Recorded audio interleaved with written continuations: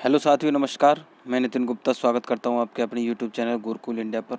तो साथियों, आज बात करने वाले हैं आपके हिंदी व्याकरण कह सकते हैं आप, उससे रिलेटेड आपके 25 क्वेश्चन आज करेंगे। क्या है, 25 प्रश्नों को करेंगे। इसमें आपके सारे क्वेश्चन आपको मिक्स देखने को मिलेंगे, मतलब हर तरह के आपको क्वेश्चन यहाँ देखने को मिल जाएंगे और बिल्कुल सेलेक्टेड क्वेश्चन है। इससे पहले हमने 25 क्वेश्चन करा रखे हैं, अगर आपने वो नहीं देखे हैं तो आप वो जाकर ज़रूर देखेंगे। बिल्कुल व्याख्यात्मक रूप से कराए गए हैं। अगर आपने एग्ज़ाम में ये क्वेश्चन देख लिए तो बिल्कुल मैं गारंटी ले रहा हूँ, अगर आपने ये क्वेश्चन ध्यान से समझे हैं, ठीक है, या अभी आप समझेंगे तो बिल्कुल आप एग्ज़ाम में एक भी क्वेश्चन गलत नहीं करेंगे, ठीक है।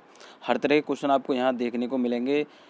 और जितने भी साथी चैनल पर पहली बार आए हैं, मैं उनसे कह दूँ वो चैनल को सब्सक्राइब करेंगे और साथ ही साथ बेल आइकन को प्रेस कर लेंगे, जिससे कि आने वाली नेक्स्ट वीडियो को नोटिफिकेशन उन तक तुरंत पहुँच सके।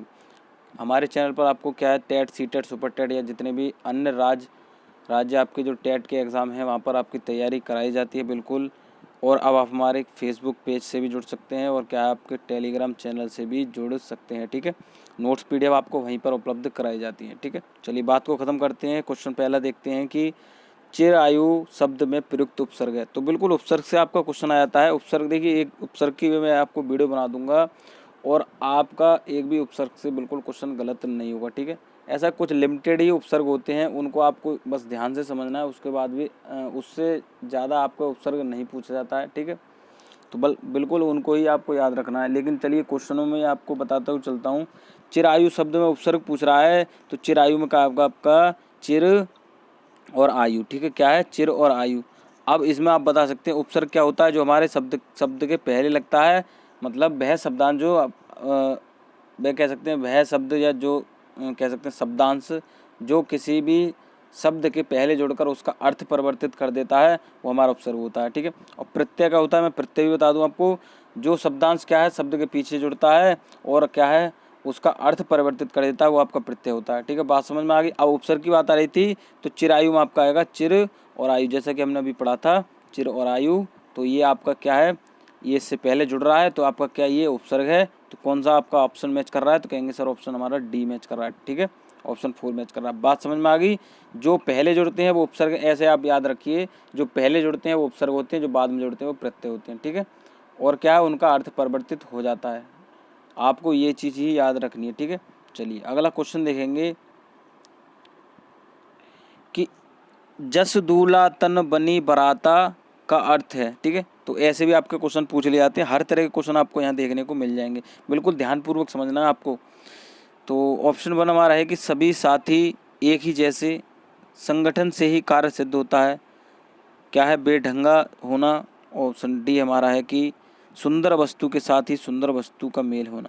जस दूल्हा तन बनी बराता, ठीक है। तो क्या है, ऑप्शन इसका आपको पहला सही होगा, सभी साथी एक ही जैसे। मतलब जैसा कि कह सकते हैं दूल्हा है वैसा ही उसके बाराती हैं, इसमें ये कहेगा। तो एक साथी जैसा होगा, सभी साथी भी वैसे ही हैं, ठीक है। तो बिल्कुल समझ में आ गई होगी बात आपके। चलिए अगला क्वेश्चन देखेंगे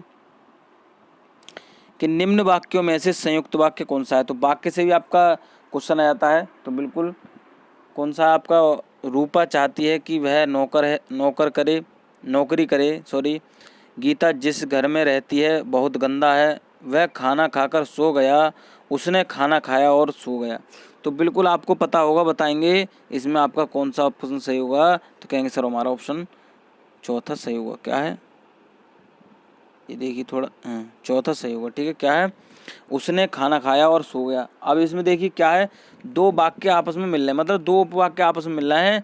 और संयुक्त वाक्य क्या होता है, जब दो या दो से अधिक वाक्य मिलकर किसी अन्य वाक्य का निर्माण करते हैं, ठीक है, और उसका पूरा अर्थ जो है परिवर्तित हो जाता है। अब देखिए एक दूसरे पर डिपेंड है कि उसने खाना खाया और सो गया, ठीक है। ये दो वाक्य हैं आपके। देखिए सो गया और उसने खाना खाया, ठीक है। अब इसको जोड़ने के लिए आपने इसमें और लगा दिया, तो बिल्कुल जहाँ पर और लगाकर जो कोई भी कह सकते हैं दो वाक्य आपस में जुड़ जाते हैं, वो आपका संयुक्त वाक्य होता है, ठीक है।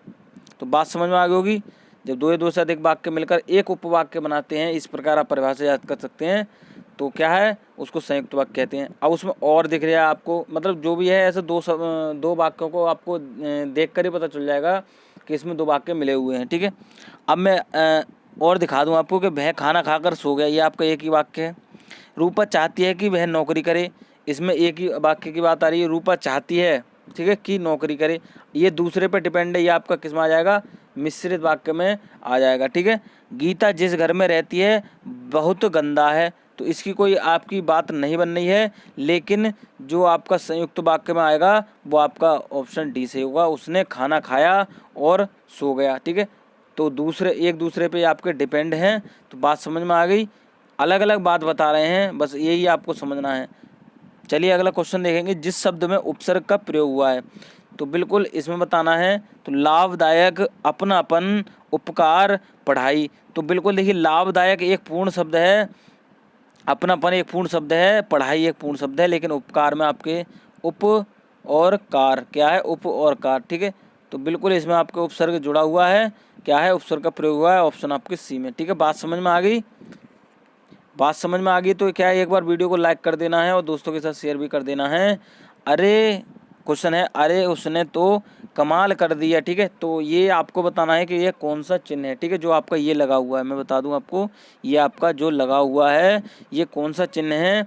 तो बताएंगे प्रश्नवाचक, विस्मयबोधक, इच्छावाचक, निषेधवाचक। तो बताएंगे सर इसमें आपका कौन सा सही होगा, आप कहेंगे विस्मयबोधक, ठीक है। इस प्रकार का आपको कहीं भी, ये देखिए मैं यहाँ बता दूंगा आपको, इस प्रकार का आपको कहीं भी चिन्ह देखने को मिल जाएगा, वो आपका विस्मयबोधक चिन्ह होता है, ठीक है।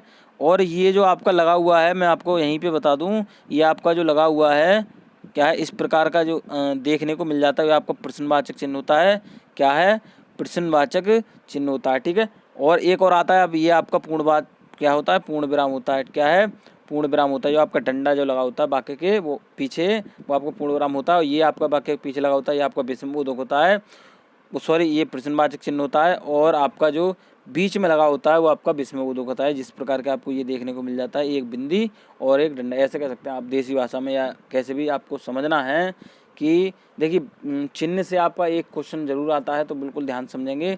प्रश्नवाचक चिन्ह से पूछ लेगा, पूर्ण विराम से पूछ लेगा, अल्प विराम से पूछ लेगा। अल्प विराम क्या होता है, कॉमा होता है आपका, क्या है, अल्प विराम एक कॉमा होता है, जो कि क्या है, किसी भी वाक्य में कुछ समय के लिए, क्षण मात्र के लिए रुकने के लिए प्रयोग किया जाता है, वो आपका अल्प विराम होता है, ठीक है। और वाक्य को पूर्ण रूप से रोकने के लिए आपका पूर्ण विराम की क्या है, बात की जाती है, ठीक है। और किसी में जैसे क्या, क्यों, कैसे, इस प्रकार का आपको वाक्य देखने को मिल जाता है, तो वहाँ आपका प्रश्नवाचक चिन्ह होता है। और हर्ष, उल्लास, कह सकते हैं खुशी, या कह सकते हैं कुछ भी, आश्चर्य, इस प्रकार घृणा है, इस प्रकार के जो आपके प्रयोग शब्द में प्रयोग किया जाता है, वो आपका विस्मयबोधक चिन्ह प्रयोग किया जाता है, ठीक है। तो सारी चीज़ें क्लियर हो गई होंगी। चलिए अगला क्वेश्चन देखेंगे, क्या है, बहाव शब्द में प्रयुक्त तो प्रत्यय कौन सा है। तो प्रत्यय मैंने बता दिया, जो शब्दांश, क्या है, जो शब्दांश कह सकते हैं, क्या है, शब्द के पीछे जुड़कर उसका अर्थ परिवर्तित कर देता है, वो आपका प्रत्यय होता है, ठीक है। और अपने जो शॉर्ट ट्रिक अपनाई थी कि जो बाद में जुड़ते हैं प्रत्यय होते हैं, जो पहले जुड़ते हैं वो उपसर्ग होते हैं, ठीक है। तो क्या है इसमें देखिए, वह है, आवा है, आब है, या हाव है। तो क्या है, बहाव है, ठीक है, यहाँ पर बहाव पूछा है, तो बहाव में बताना है प्रत्यय कौन सा है। तो बह प्लस आब, क्या है, बह प्लस आब, तो आब यहाँ पर कौन सा आपका ये है, बात समझ में आ गई होगी। जहाँ पर देखिए ऐसे कर सकते हैं, जो आपका कह सकते हैं जो डंडा है, ये जो आपका लगा होता है शब्द के बीच में, जो अक्षर के बीच में लगा होता है, ये आपका आ का डंडा होता है। आपने पढ़ा होगा, मैंने आपको क्या है डिटेल में वीडियो बना रखी है वर्णमाला की, उसमें सारी चीज़ें आपको क्लियर की हुई हैं। तो बिल्कुल वर्णमाला की वीडियो आप जाकर जरूर देखेंगे, प्लेलिस्ट में आपको देखने को मिल जाएगी। तो बिल्कुल पूरी वर्णमाला का वहाँ पर निचोड़ है, एक एक पॉइंट वहाँ पर मैंने बताया है कि कौन सी मात्रा क्या है, कितने व्यंजन होते हैं, कितने स्वर होते हैं, क्या क्या पूरी प्रक्रिया होती है उसमें आपके वर्णमाला में, ठीक है। तो ये आपका डंडा होता है, जब इसमें आपका कहीं भी जुड़ रहा होगा तो दोनों को आप अलग कर लेंगे। जैसे यहाँ पर बात आ रही बह प्लस आब, क्या है, बह प्लस आब, तो आब ये आपका बाद में जुड़ा हुआ है, तो ये आपका प्रत्यय होता है। तो कौन से ऑप्शन में, आपके ऑप्शन सी में है, ठीक है। बात समझ में आ गई होगी। जो पहले जुड़ जाते हैं वो उपसर्ग होते हैं, जो बाद में जुड़ते हैं वो आपके प्रत्यय होते हैं। क्वेश्चन अगला देखें, पाठशाला किस प्रकार का शब्द है। तो बिल्कुल पाठशाला आता है, बिल्कुल आपका क्वेश्चन पूछ लिया जाता है। तो रूढ़ है, योग रूढ़ है, यौगिक है, या इनमें से कोई नहीं है। तो कहेंगे सर इसमें हमारा ऑप्शन सी सही होगा, क्या है, यौगिक। ये आपका दो वर्ण के दो शब्दों से मिलकर बना होता है, पाठ और शाला, क्या है, पाठ और शाला, क्या है, पाठ और शाला, ठीक है। तो बात समझ में आ गई होगी।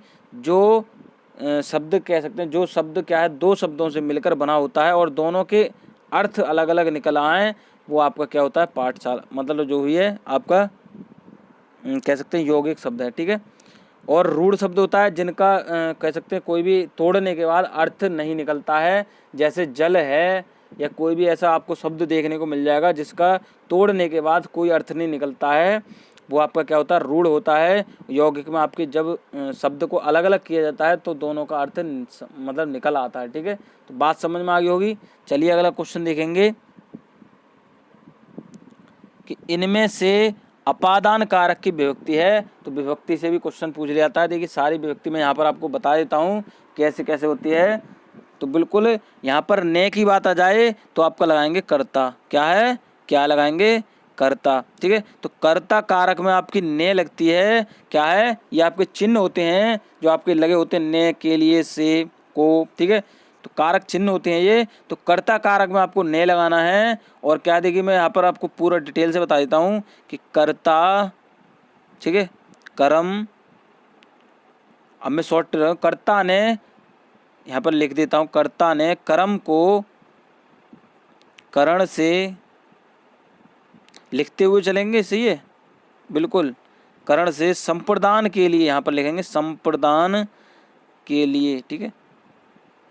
तो समझ लेंगे बिल्कुल आप समझ लेंगे तो लिख भी लेंगे संप्रदान के लिए। ठीक है। कर्ता ने कर्म को करण से संप्रदान के लिए, ठीक है, लिख लेंगे आप के लिए। ठीक है। चार ये लिख लिया आपने, संप्रदान के लिए लिख लिया।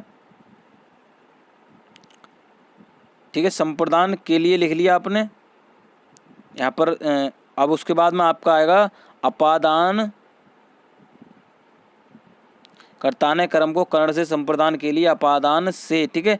अपादान से का जो अर्थ आएगा वो आपका पृथक होने के लिए, मतलब किसी वस्तु को अलग होने की, या कोई भी कह सकते हैं कोई विषय वस्तु है या ऐसा आपको बोध देखने को मिल जाएगा उसमें कि कोई भी वस्तु जो है पृथक हो रही है, मतलब एक स्थान से दूसरी जगह जा रही है, हट रही है कोई भी, तो वहाँ आपको अपादान लगाना है। क्या है, अपादान कारक में आपका से आएगा।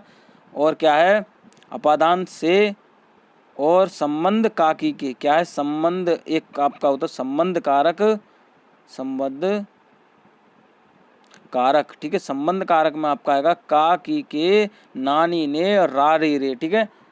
ये आपका समझ में आ गया होगा। अधिकरण आएगा मैं पर। ठीक है। क्या है, अधिकरण आएगा मैं और पर। ठीक है। अधिकरण मैं पर, ये आपका इसमें है, अधिकरण में आएगा मैं पर। ठीक है।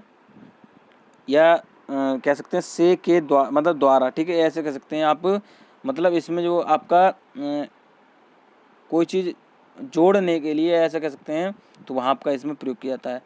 तो कर्ता ने, आप याद कैसे करेंगे, कर्ता ने कर्म को करण से संप्रदान के लिए अपादान से संबंध काकी के अधिकरण में पर। ठीक है। और क्या है, संबोधन में आपका आएगा हो। ठीक है। इस प्रकार का आपको देखने को मिल जाता है।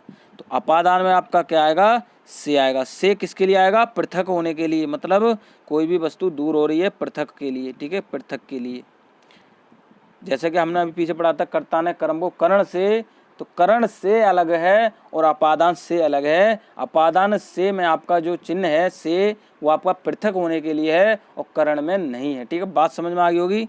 तो बिल्कुल याद रखेंगे, आपका ये कारक चिन्ह से आपका क्वेश्चन 1 से 2 पूछ ले जाते हैं। कर्ता ने कर्म को लिख लेंगे, कर्ता ने कर्म को करण से संप्रदान के लिए अपादान से। ठीक है। संबंध का की के नानी ने। ठीक है।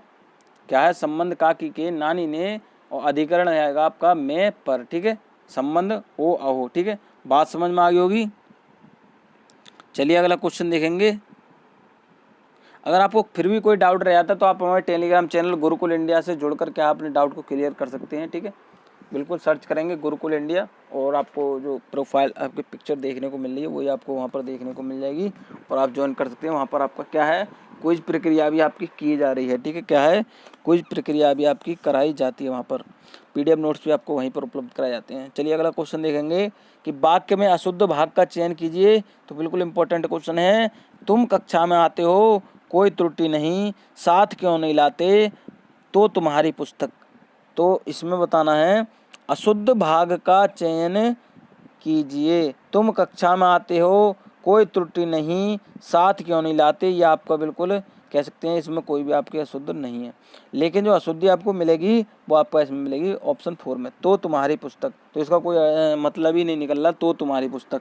यह तुम्हारी पुस्तक, वो तुम्हारी पुस्तक, बात समझ में आती है, लेकिन तो तुम्हारी पुस्तक नहीं आती है, तो आपका ऑप्शन डी सही होगा। चाहिए, ठीक है। चलिए अगला क्वेश्चन देखेंगे। पवित्र में प्रयुक्त संधि का नाम है। तो पवित्र में आपका अब आ रहा है, पव, अब, आव, अय, आय, ठीक है, जो हमने अभी पढ़ा था। तो उसमें आपका क्या आता है, अयादि संधि आता है। कुछ पढ़ने की ज़्यादा जरूरत नहीं है।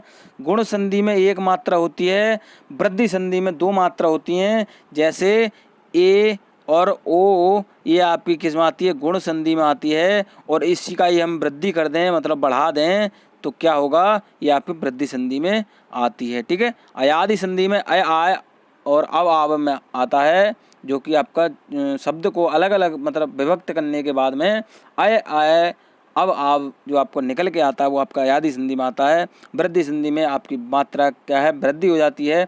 ए छोटी ए का बड़ी ए हो जाता है और छोटे ओ का बड़ा हो जाता है। बात समझ में आ गई होगी, बिल्कुल बात समझ में आएगी तो क्या वीडियो को लाइक कर देंगे। ठीक है।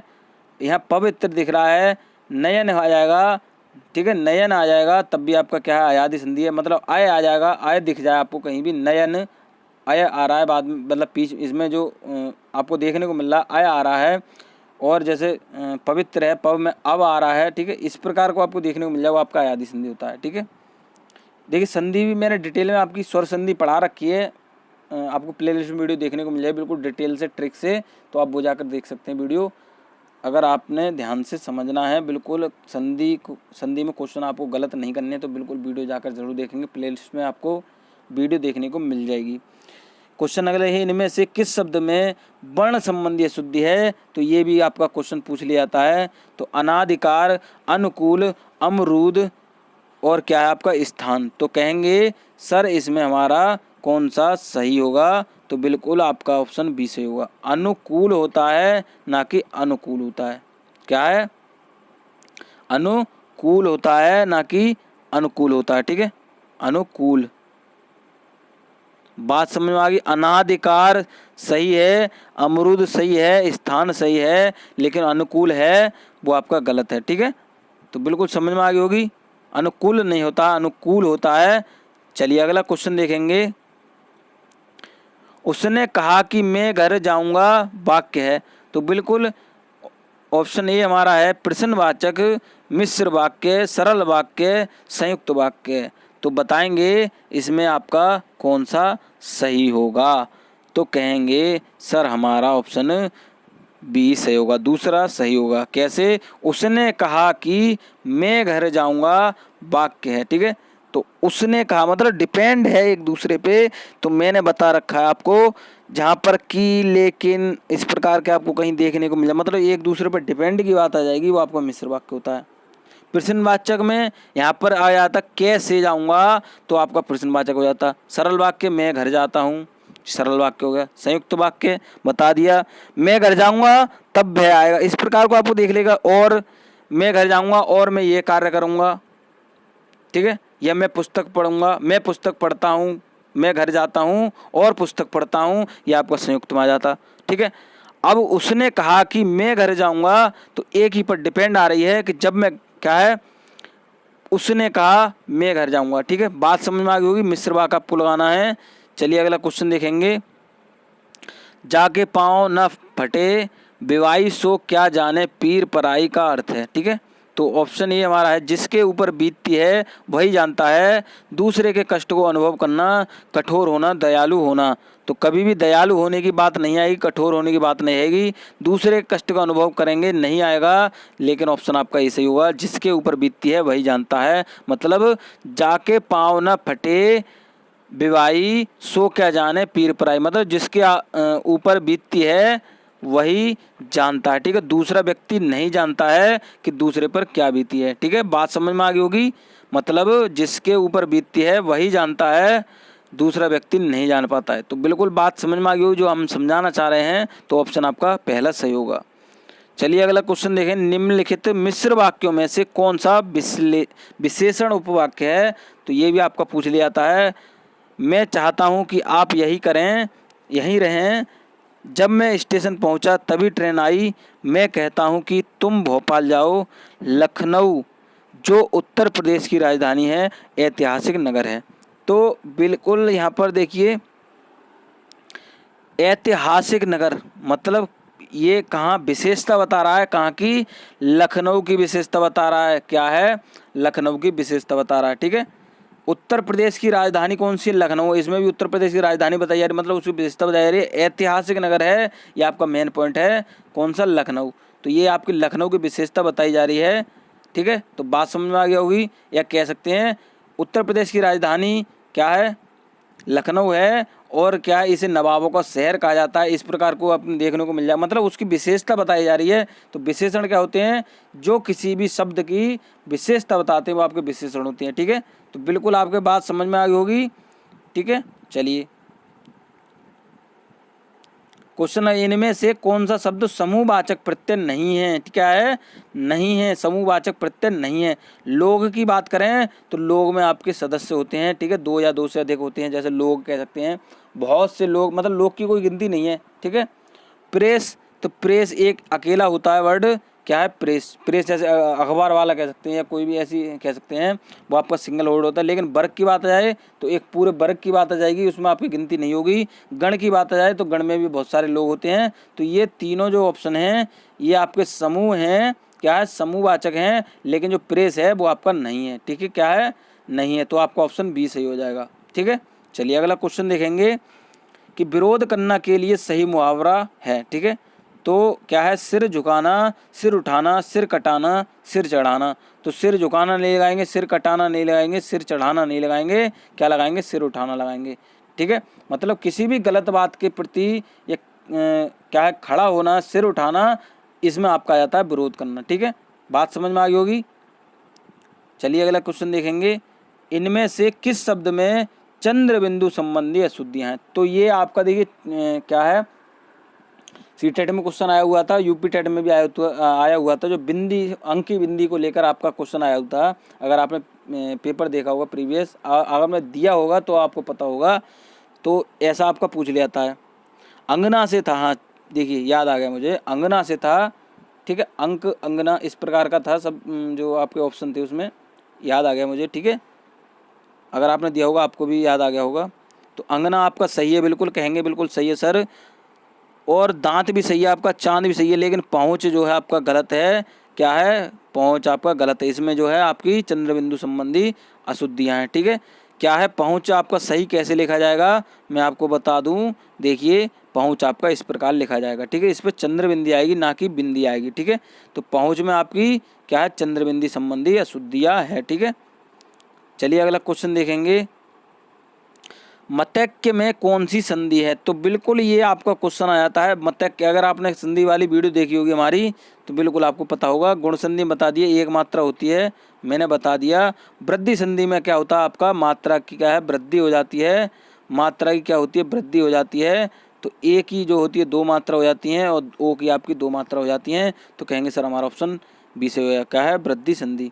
दीर्घ संधि बता दूं, दीर्घ संधि में आपका आ आएगा, बड़ा आएगा, बड़ा ऊ आएगा, बड़ी ई आएगी। बात समझ में आ गई होगी। क्या है, देखिए सॉरी, यहाँ पर ऐसे करके आप देख सकते हैं, मात्रा में आपको दिखा दूं ऐसे करके, तब आपकी समझ में आ जाएगा। बड़ा ऊ, बड़ी ई आ जाएगी, वो आपका क्या होता है, दीर्घ संधि आ जाती है।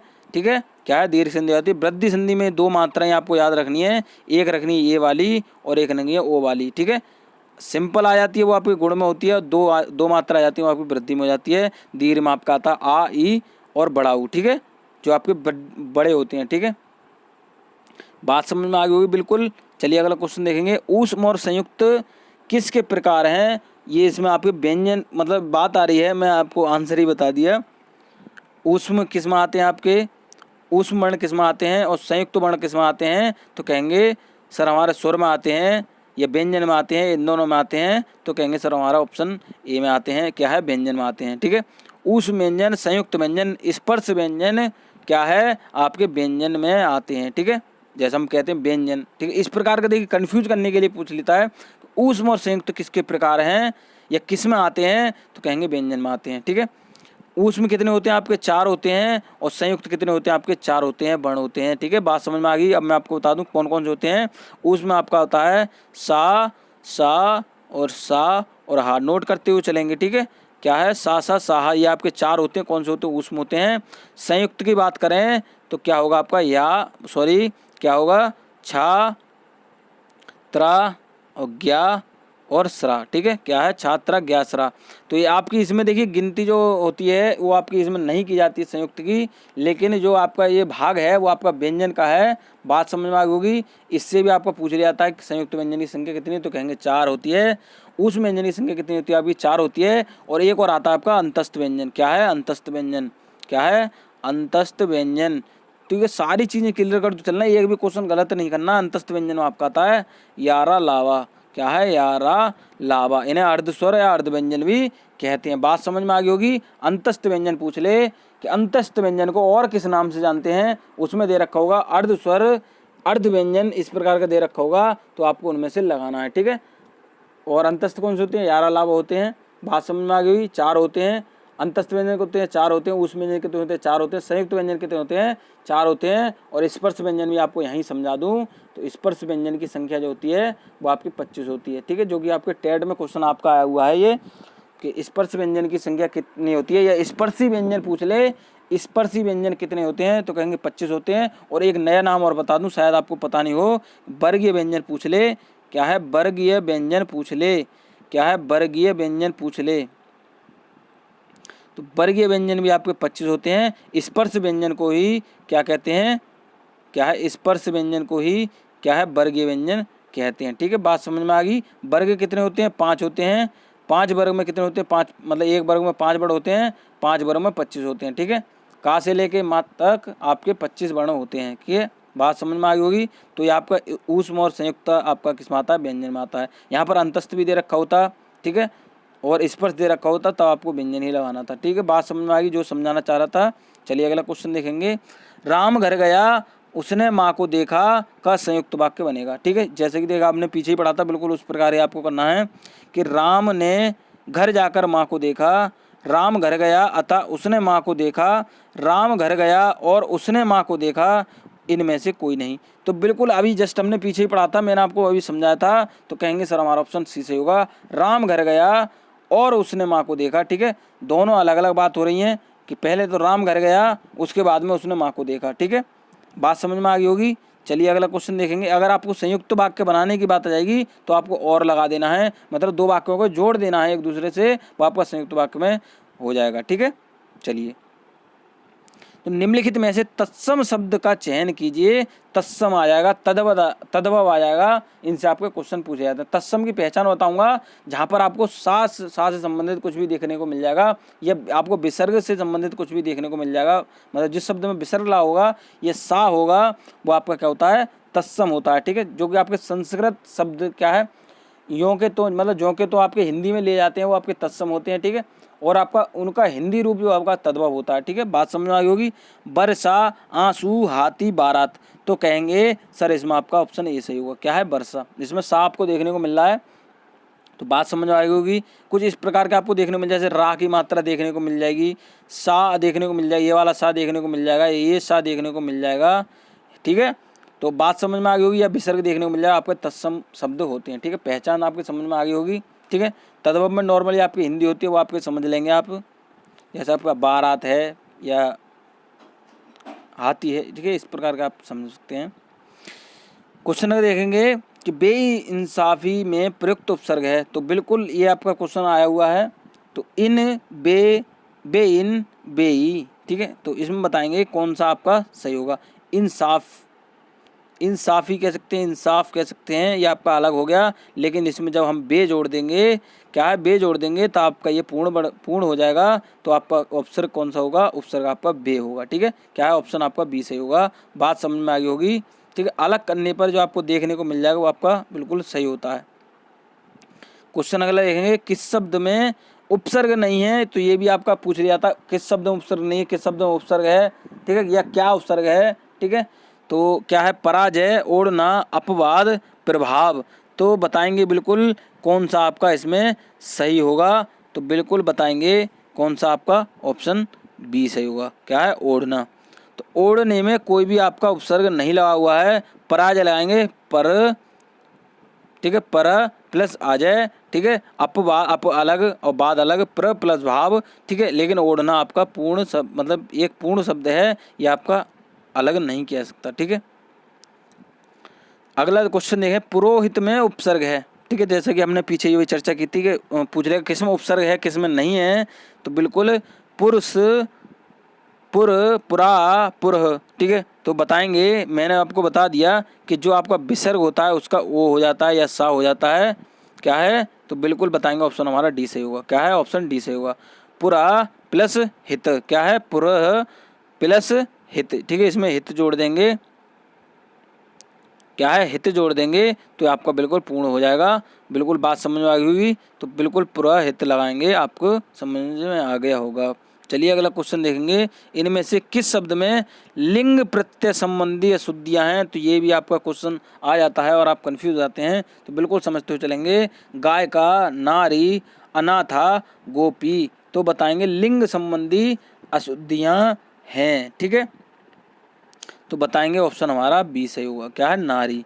नायिका, अनाथा, गोपी, ये आपके क्या है? एक लिंग को क्या है प्रदर्शित कर रहे हैं। गाय का है, अनाथा है, गोपी है, लेकिन नारी जो है पूरे समूह की बात आ रही है। तो क्या है? यहाँ पर आपका इसमें नहीं होगा, ये आपके इसमें लिंग प्रत्यय संबंधी अशुद्धियाँ हैं, ठीक है। बात समझ आ गई होगी। तो मैं आशा करता हूँ जितने भी क्वेश्चन आपके कराए हैं मैंने, वो आपके बिल्कुल समझ में आ गए होंगे।